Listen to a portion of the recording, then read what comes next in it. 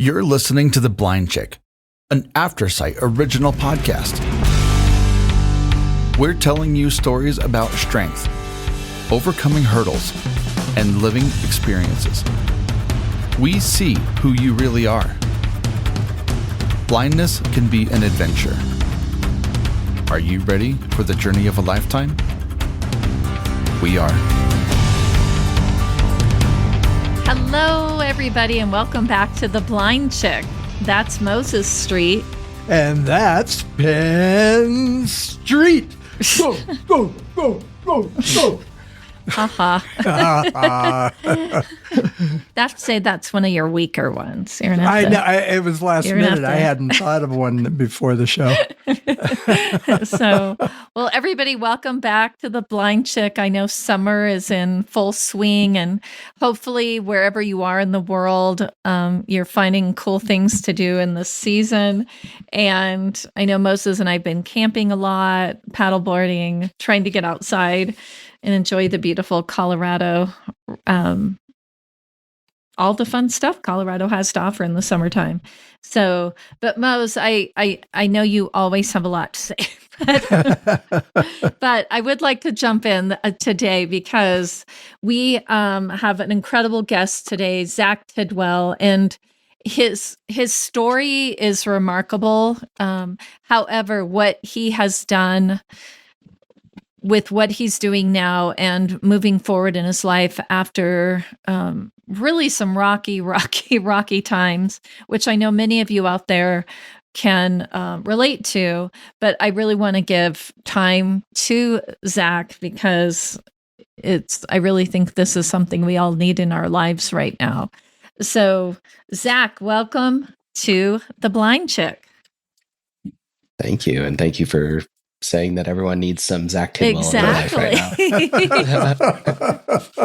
now. Absolutely.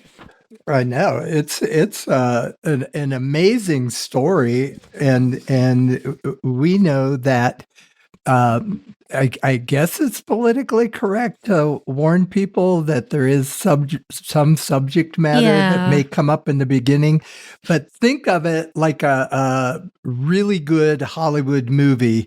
Okay, so in the beginning, Bruce Willis, everything goes wrong and he gets all beat up and all of that kind of stuff, and then everything turns wonderful, and it ultimately. Today and the next episode will be a Hollywood ending, but very clever. So Exactly. So bear with us because it's going to get down and dirty. And if Zach doesn't, I'll tell my story. So, So Zach, your resume is pretty lengthy, but you're a veteran, and first and foremost, I do want to say thank you for serving. Yeah, thank you. I come from a family of military, amazing military people, and so does Moses. So definitely want to thank you for your service. But you're also an entrepreneur, you're an advocate, you're an author, you're a podcaster, you're a podcast host of Going In Blind, which we will definitely jump into that in a little bit later. But I really would like you to kind of just jump in and tell us your story. I know that you're not actually that new. You're a little bit new to blindness, but not, it didn't happen yesterday. But I am really just astounded at how much you've accomplished from the moment you lost your vision to today, because a lot of times it takes a lot longer than the time you've put in to sort of get your act together and move on and find your passion in your life. So kind of take us back, but why did you join the military? Why was that part of your life? And how did you end up, I'll just say it, a gun to your forehead? Yeah. So thank you for all of that. Also, Moses, you're quite the hype man. That was pretty cool. I'm feeling good about myself going into this. Yeah. Thank you for that. You bet. But I get to be the bad guy in this film. Yeah.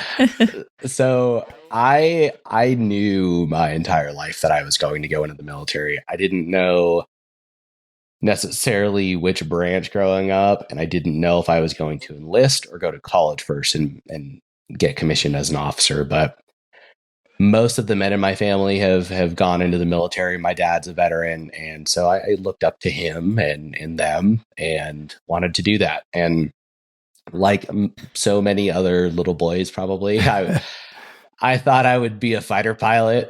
So for a long time, that's what I thought I was going to do. By the time that high school rolled around, we actually moved to Colorado after the end of my sophomore year.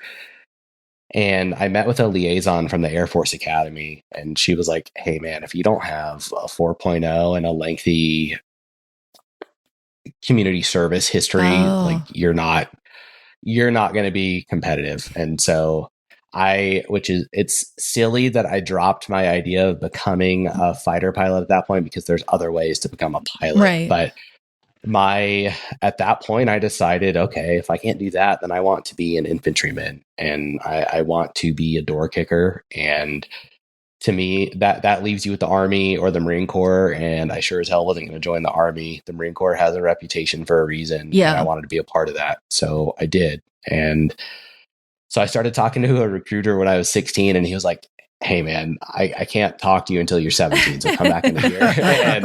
and joined the delayed entry program when I was 17, and then wound up enlisting straight out of high school. Wow. So I went to boot camp in San Diego, and then I was in the Marines for 4 years. I became a machine gunner and deployed twice, and thankfully never saw combat. But on my second or I guess take a step back, in between.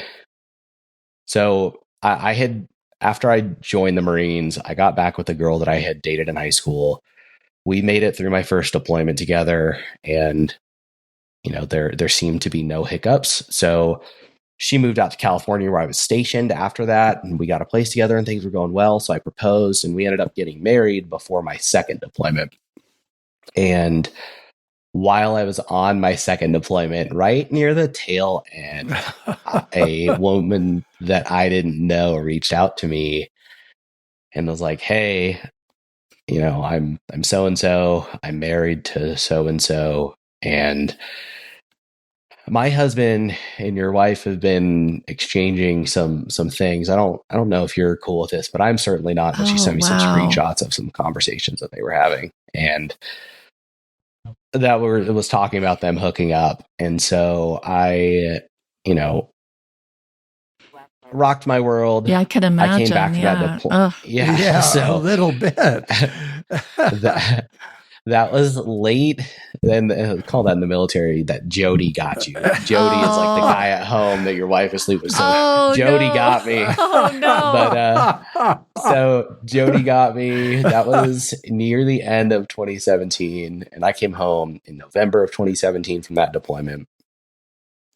Tried to make things work with her, and it didn't. So I wound up separating from her in January of 2018.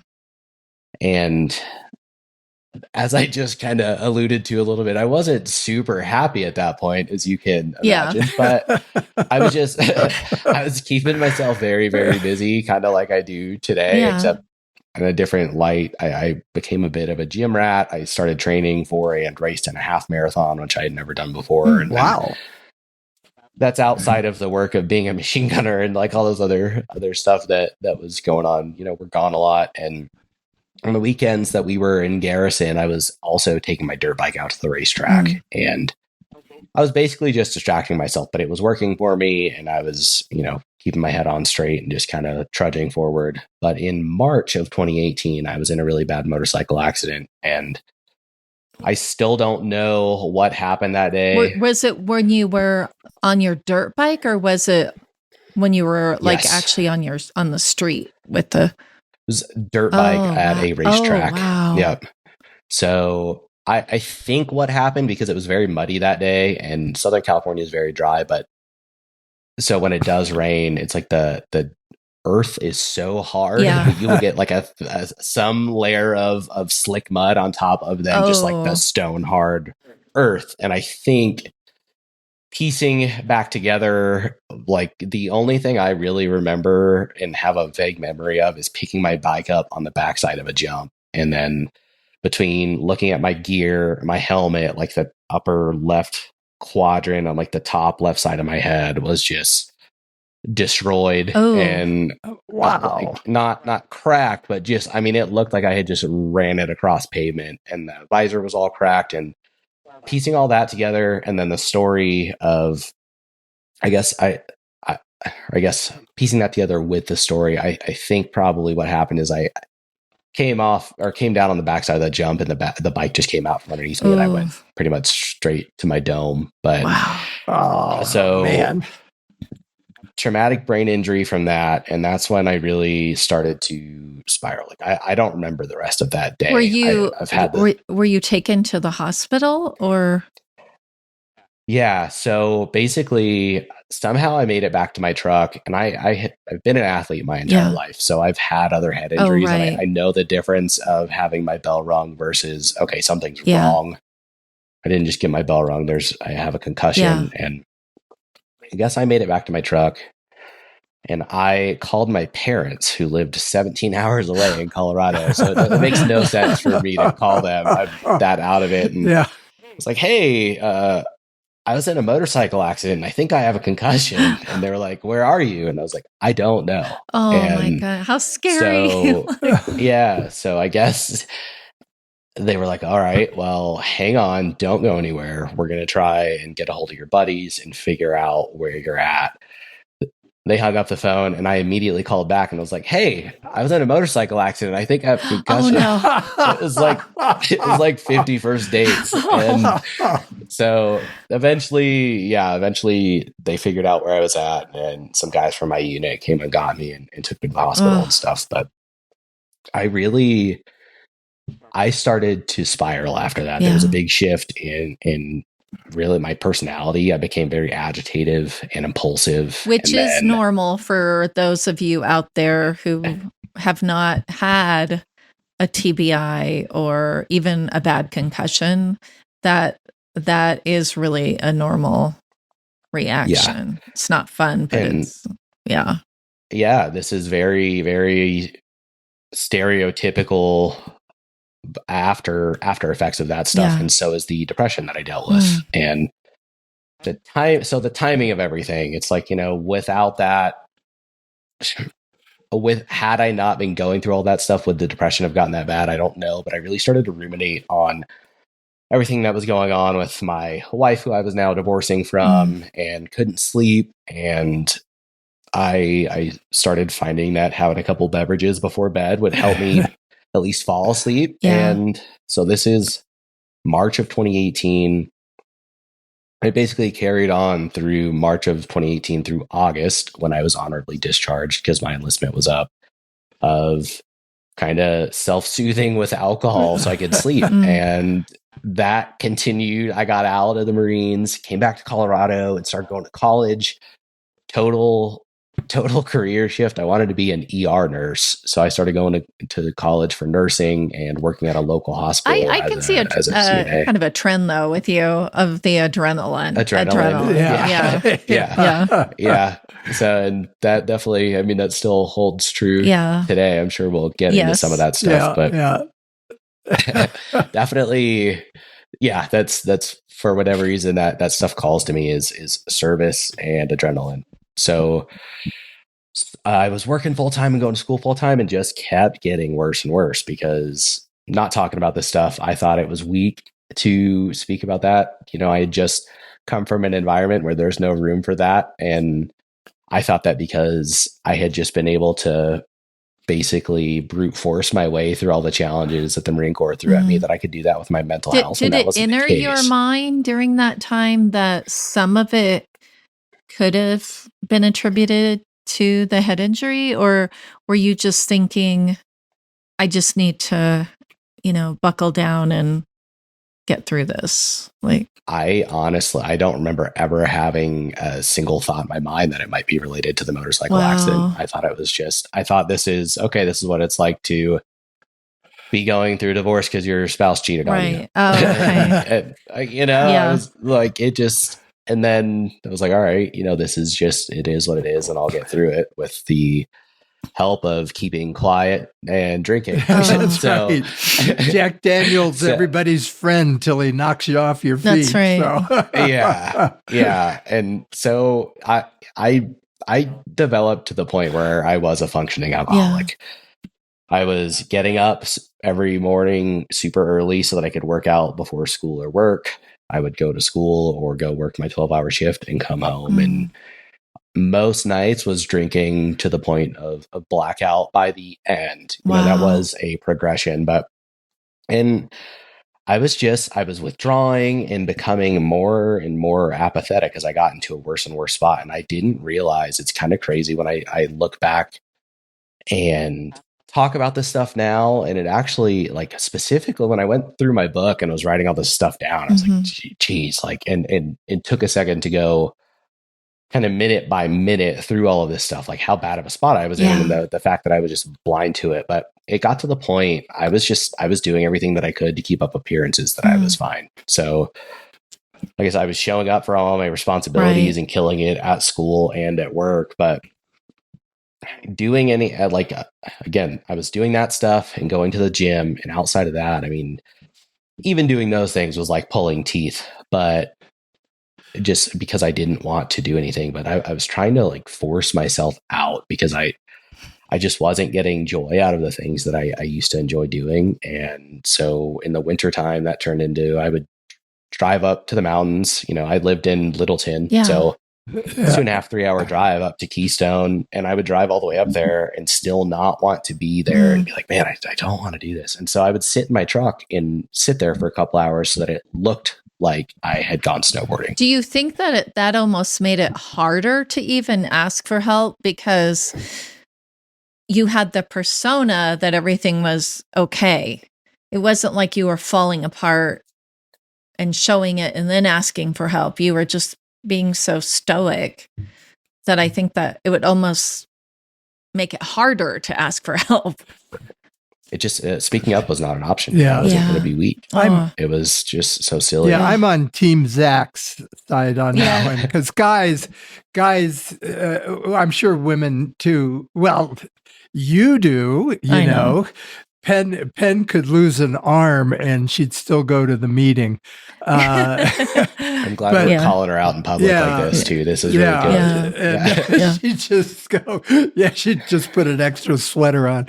And, but it's a guy thing. It's just, well, I'm like Zach said, it's the breakup, and that's all it needs to be. And you power through it. And did you think that, or maybe it wasn't even going through your head, but did you think like, well, at some point, like you fake it till you make it, right? So you, if I fake it, that I'm okay, then eventually it's going to pass and I will be okay. Or did you not even think about that? I was just keeping my head down and moving forward. I had my mission. I was going to get my degree and become an ER nurse. And like, I had just come from an environment where for the past 4 years, I always try and be careful when I talk about this because I'm not saying that this needs to change. This is a necessary, that environment needs hard people who are being hard. There needs to be room for you to be able to speak up, but you also, there's a very fine line between letting people get soft. Right. And so when it's time to work, it needs to be time to work and you need to suck it up and get through it. But it's when you're, when you're in garrison or when you're at home, there does need to be room for you to speak up. And I just, I had that mentality of like, you suffer in silence and I will get through this. And so it was not a question in my mind. I wasn't going to speak up. And I think I heard you say, I don't know, is one of the interviews I was listening to of yours, I have this saying, and any of you who know me, especially if you've been hiking with me or skiing, I have this saying, suck it up. It's like, just suck it up. Right. And you used that, I think you said something like, suck it up and shut up. And I was like, oh, I love that. But it is, I use that so much in my life. And yet it's not like it is a fine line, right? Like you were talking about, Zach, like there needs to be part of that to get through the hard times. But there has to be an opportunity also to say, I need help. That decompression time where it's okay. Yes, I'm not on a task right now.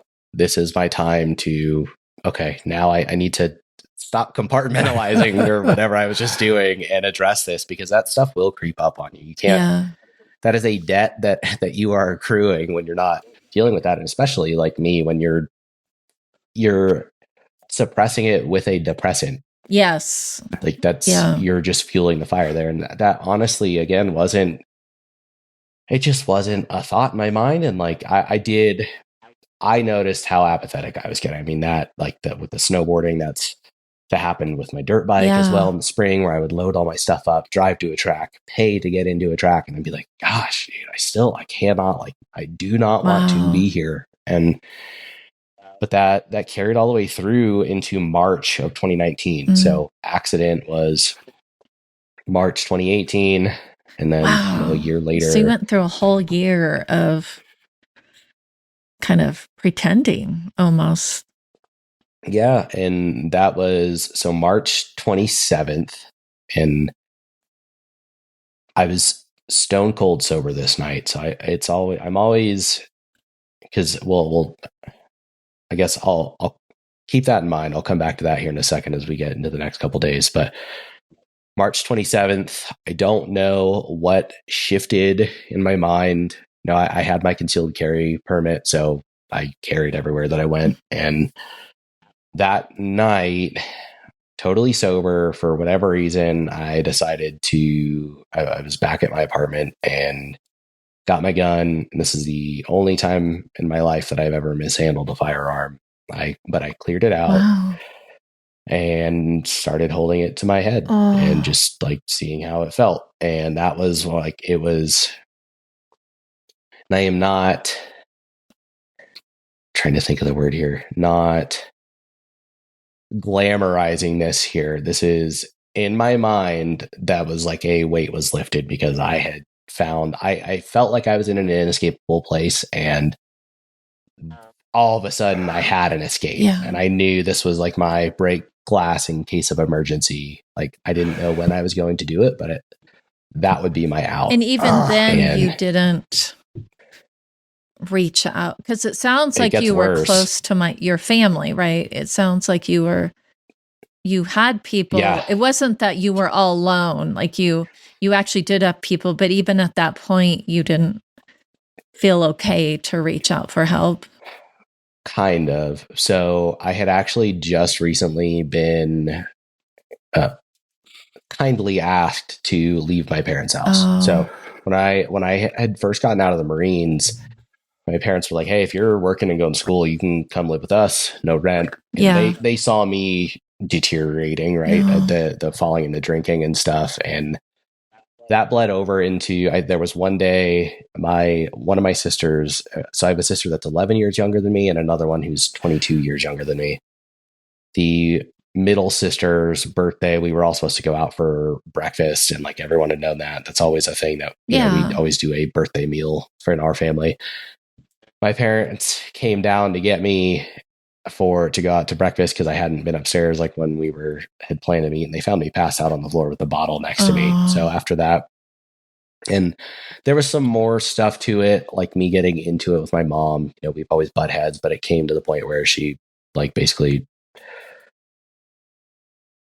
told my dad like, hey, he needs to go. So so I got kicked out. And then, so March 27th, I hold the gun to my head.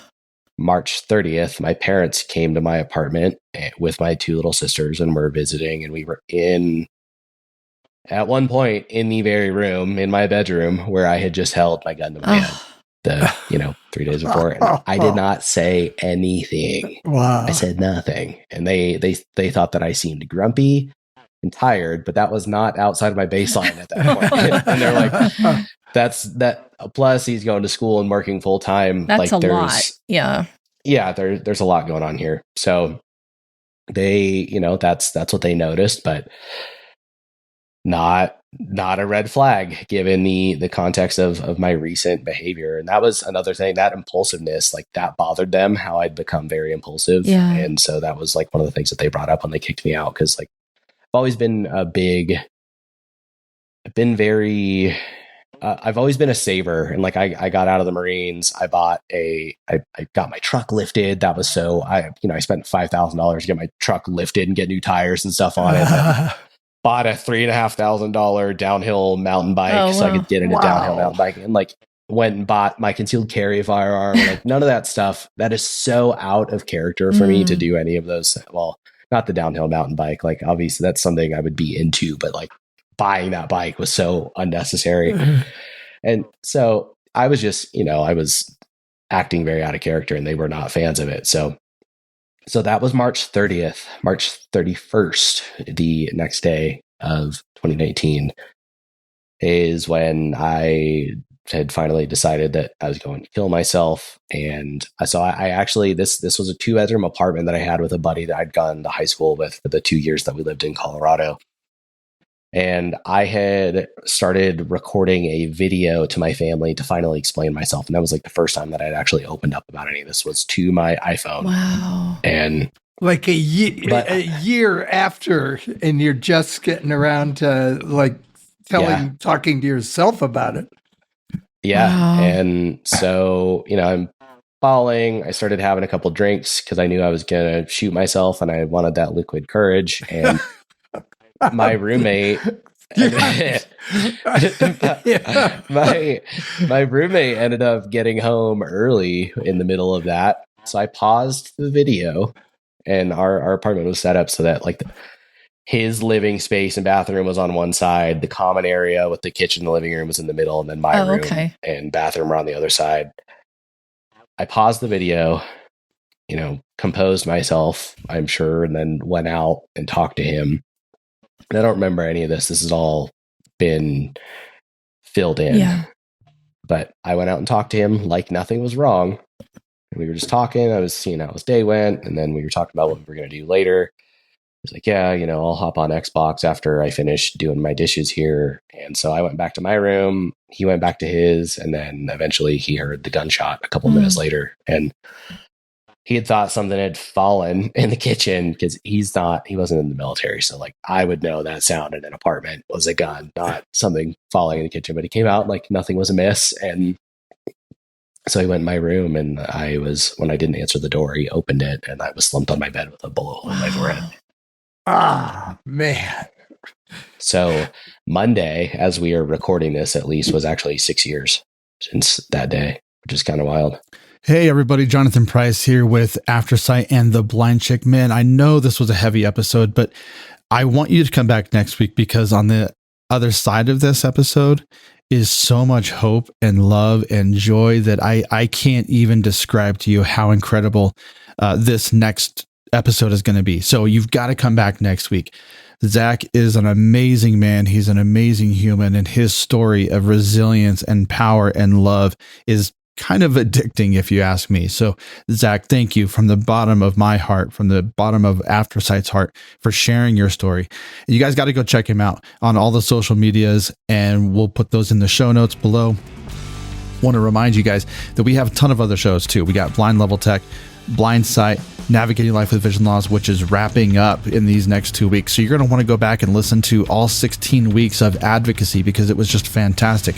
We're going to be taking a break over the summer for Navigating Life with Vision Loss, and we're going to be coming back in the fall, and we're going to be doing another 16 weeks on safety. So everything that it entails, from personal safety, financial safety, you name it, we're going to talk about it. So make sure you come back, check us out in the fall. September 2nd is when that is going to launch. So be on the lookout for that. Thank you guys for listening. And as Penn says, be kind to yourself, be kind to others. It's good for your soul.